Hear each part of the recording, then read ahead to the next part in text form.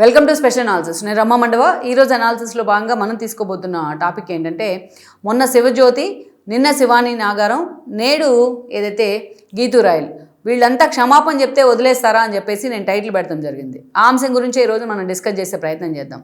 ఇటీవల social media influencers పేరుతోని TTD కేంద్రంగా కొంతమంది చేసిన పనులు కానీ, కొంతమంది చేసిన కోతి శాస్త్రాలు కానీ నిజంగా శ్రీవారి భక్తులు, కోట్లాది మంది శ్రీవారి భక్తుల్ని అవమానించేలాగా ఉన్నాయి. ఎందుకు అవమానించేలాగా ఉన్నాయి అంటే, వాళ్ళు చేసిన పనులు. వాళ్ళకి ఈ సోషల్ మీడియా ఇన్ఫ్లుయెన్సర్స్ అనే ఒక వేటలో పడిపోయి, ఫ్లోలో పడిపోయి వాళ్ళు ఏం చేస్తున్నాము అనేది వాళ్ళకి అర్థం కావట్లేదు. కనీసం సొసైటీ మీద కన్సర్న్, సోషల్ కన్సర్న్ ఉంటుంది అన్న అంశాన్ని కూడా వాళ్ళు మర్చిపోతూ ఉన్నారు. ఎట్లా పడితే అట్లా వ్యూస్ కోసమో, ఆ లైకుల కోసమో, వాటి ద్వారా వచ్చే డబ్బుల కోసం వాళ్ళు చేసిన అరాచకాలు అయితే ఉన్నాయో అవి యువతల మొత్తం వన్ సైడెడ్గా సమాజాన్ని చాలా ఇన్ఫ్లుయెన్స్ చేస్తూ ఉన్నాయి.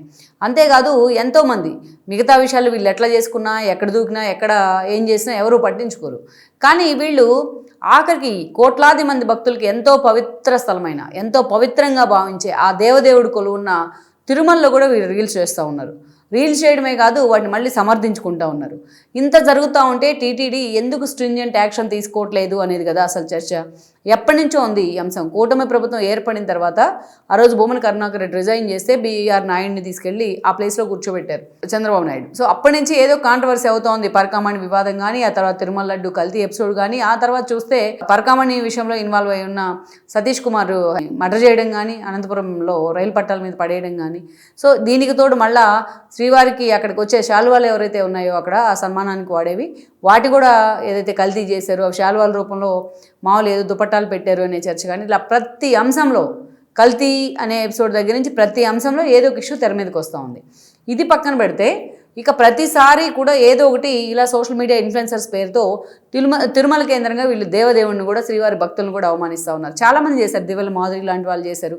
వాళ్ళు ఎవరో ఇద్దరు వైఫ్ అండ్ హస్బెండ్ మెట్ల మార్గంలో పులి కనిపించింది అని చెప్పి అక్కడ రీల్స్ చేస్తే అది చాలా పోలీసుల దాకా వెళ్ళింది ఆ వ్యవహారం. తర్వాత క్షమాపణ చెప్పారు. ఇలా చాలా జరుగుతూ వచ్చాయి. అయితే ఈ క్రమంలోనే కొంతమంది ఏం చేస్తూ ఉన్నారు, ఇలా వీడియోలు చేయడం, రీల్స్ చేయడం, అది ఎప్పుడైతే కాంట్రవర్సీ అవుతుంది అనుకుంటారో అప్పుడు సారీ చెప్పే ప్రయత్నం చేయడం, టీటీడీ సైలెంట్ అయిపోవటం, ఇది కామన్ అయిపోయింది. ఎక్కడ ఒక స్ట్రింజెంట్ యాక్షన్ లేని కారణంగా వాళ్ళకి భయం అంటూ లేకుండా పోతుంది.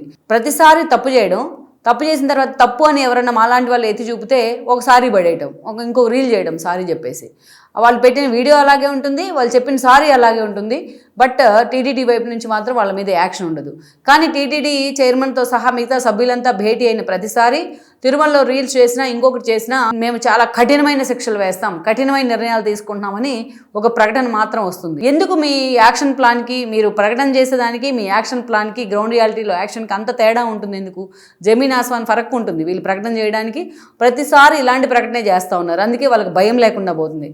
టీటీడీ అలాగే అంటుందిలే, మనం ఎట్లాగో దానివల్ల మనం పాపులర్ అయ్యాం కదా అనుకుంటా ఉన్నట్టున్నారు. సో ఎంత ఇన్ఫ్లుయెన్సర్స్ అయినా, ఎంతైనా ఆ స్థాయిలో రీల్స్ పాపులర్ కావు. ఇలాంటి ఏదో ఒక కాంట్రవర్సీలో ఇరుక్కుంటే వాళ్ళు, అది ఎయిదర్ పాజిటివ్ ఆర్ నెగిటివ్, ఏదో ఒక కాంట్రవర్సీలో ఇరుక్కుంటే అది వాళ్ళు వార్తల్లో ఉంటారు. సో అది ఒక సెలబ్రిటీ హోదాలాగా భావిస్తూ ఉన్నారు వాళ్ళు. సోషల్ మీడియా ఇన్ఫ్లుయెన్సర్స్ అని చెప్పబడుకునే వాళ్ళనే చూద్దాం. శివజ్యోతిని చూసాం. మొన్న ప్రసాదం లైన్లో నిలబడి, క్యూ లైన్లో నిలబడి, లోపలికి వెళ్ళే క్యూ లైన్లో, టికెట్ల క్యూ లైన్లో, మేము బెగ్గర్స్, రిచెస్ట్ బెగ్గర్స్, మేము అడుక్కుంటా ఉన్నాము ఇక్కడ అన్నప్రసాదాలను అని చెప్పారు. ఎంత భక్తితో తీసుకుంటారు శ్రీవారి భక్తులు అన్నప్రసాదాలను క్యూ లైన్లో. వాళ్ళు క్యూలు గంటల తరబడి క్యూలో ఉంటారు కాబట్టి వాళ్ళకి ఆ వేడిగా ఉండే పాలో, లేకపోతే ప్రసాదమో, పులిహోరో, దద్దోజనం ఏదో ఒకటి అందిస్తూ ఉంటారు, సాంబార్ అన్నమో అది. సో అలాంటివి దాన్ని మహాప్రసాదం అని భావిస్తాం కదా.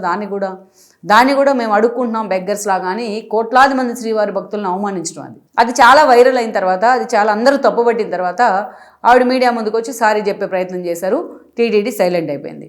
ఆ తర్వాత మనం చూసే శివాని నాగారం, లిటిల్ హార్ట్స్ లాంటి మూవీలో ఆమె హీరోయిన్గా ఇంట్రడ్యూస్ అయినట్టున్నారు. సో ఇంట్రడ్యూస్ అయిన తర్వాత ఆవిడ ఒక ఇంటర్వ్యూ పాడ్కాస్ట్ చేశారు ఎవరో. ఆ ఇంటర్వ్యూలో మాట్లాడుతూ, నేను మొన్న తిరుమల వెళ్ళాను మా మదర్ని తీసుకొని, నేను లోపలికి ఎంటర్ అయిన దగ్గర నుంచి కూడా ఆల్మోస్ట్ శ్రీవారి ఫస్ట్ గడప దగ్గర నేను ఆల్మోస్ట్ 15 మినిట్స్ నుంచి ఉంటే ఎవరు కూడా నన్ను టచ్ చేయలేదు, టచ్ చేయడానికే భయపడ్డారు. ఒకవైపు కాత్యాయిని భోంచేసావా అని నన్ను పాటలు పాడుతూ నన్ను టీచ్ చేస్తూ ఉన్నారు అని చెప్పి, మా అమ్మ నిన్ను నా కడుపున పడుతూ నా అదృష్టం అని చెప్పింది అని చెప్పేసి చాలా ఓవర్ ఎగ్జైటెడ్తో, ఓవర్ ఎంతూజియాస్టిక్గా, ఎక్కడ మెచ్యూరిటీ లేని విధంగా ఆవిడ మాట్లాడడం జరిగింది. మాట్లాడిన తర్వాత 15 మినిట్స్ ఒక దగ్గరే నుంచోబెట్టి ఆవిడకి దైవదర్శనం ఎలా చేయించారు, ఇంక్లూడింగ్ ప్రధానమంత్రి, ముఖ్యమంత్రులు వెళ్ళినా కూడా ఆ 15 మినిట్స్ అక్కడ నుంచోరు దేవదేవుడి దగ్గర. సో ఇది చూసిన భక్తులందరికీ ఒళ్ళు మండింది. ఆమె మీద రివర్స్ అయింది ఇది ఆవిడ విషయంలో. వెంటనే ఆవిడ మీడియా ముందుకు చేతో వివరణ ఇచ్చే ప్రయత్నం అయితే చేసింది. దెన్ దానికి టీటీడీ ఎక్కడ కూడా ఇంకేం మాట్లాడకుండా దాన్ని వదిలేసే ప్రయత్నం చేసింది. అయితే ఆ తర్వాత పాము కాట అని చెప్పి వైఎస్ఆర్సీపీ దాన్ని చాలా హైలైట్ చేసింది. భూపాలపల్లి నుంచి వచ్చిన ఇద్దరు జంట వచ్చారు.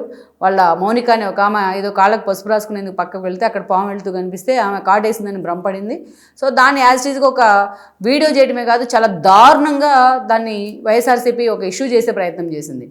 ఇష్యూ చేసినా కూడా వాళ్ళ మీద ఎక్కడ దాన్ని ఒక వివరణిస్తూ టీటీడీ ఖండించింది. కానీ వాళ్ళ వైపు నుంచి ఎంత అపార్థం చేసుకొని భక్తులందరినీ భయభ్రాంతులకు గురి చేసినందుకు ఇన్ని వీడియోలు, అసలు నిజమేంటో తెలిసే లోపే ఇన్ని వీడియోలు చేసేందుకు ఎక్కడ వైఎస్ఆర్సీపీ సోషల్ మీడియా మీద కానీ ఎవరి మీద ఒక యాక్షన్ ప్లాన్ కూడా తీసుకోవాలి.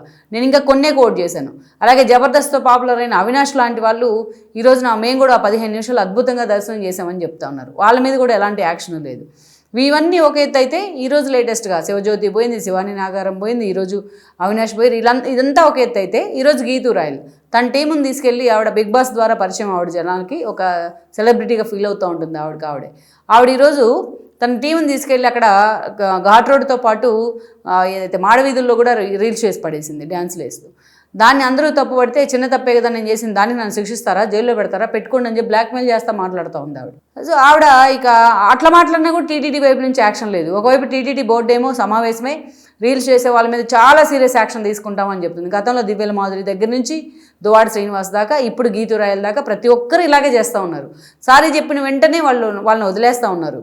ఈరోజు తిరుమల లడ్డూలో అది నెయ్యే కాదు అని ఎంత మహాపాపమని మనం చెప్పుకుంటా ఉన్నామో, పరగామణి దొంగతనం ఎంత మహాశాపమని చెప్పుకుంటా ఉన్నామో, అంతకన్నా ఘోరమైన తప్పులు ఇవి. దేవదేవుణ్ణి తద్వారా కోట్లాది మంది భక్తుల్ని వాళ్ళ హిందువులంతా కూడా మరో వాటికన్ సిటీలాగా చూసుకుంటారు దీన్ని, తిరుమలని. అందుకే రాష్ట్ర విభజన సమయంలో తిరుపతిని రాజధానిగా చేయాలన్న డిమాండ్ కూడా వచ్చింది ఆ రోజున ఏపీకి. ఎన్నోసార్లు స్వచ్ఛాంధ్ర తరపున అవార్డులు కూడా గెలుచుకుంది తిరుపతి, బెస్ట్ ప్లేస్ అది. సో అలాంటి తిరుమలలో శ్రీవారిని అవమానించడం, రీల్స్ చేయడం అదొక తప్పైతే దాన్ని మళ్ళీ సమర్థించుకోవడం, టీటీడీ ఎక్కడ కూడా యాక్షన్ ప్లాన్ రూపొందించలేకపోవడం, ఊరిగా ప్రకటనలకే పరిమితం అవడం, దీనికి ఒక లాజికల్ ఎండ్ లేకపోతే ప్రజలే తిరగబడే పరిస్థితి వస్తుందంటంలో కూడా ఆశ్చర్యం లేదు. Please share, like and subscribe R24 Telugu YouTube channel.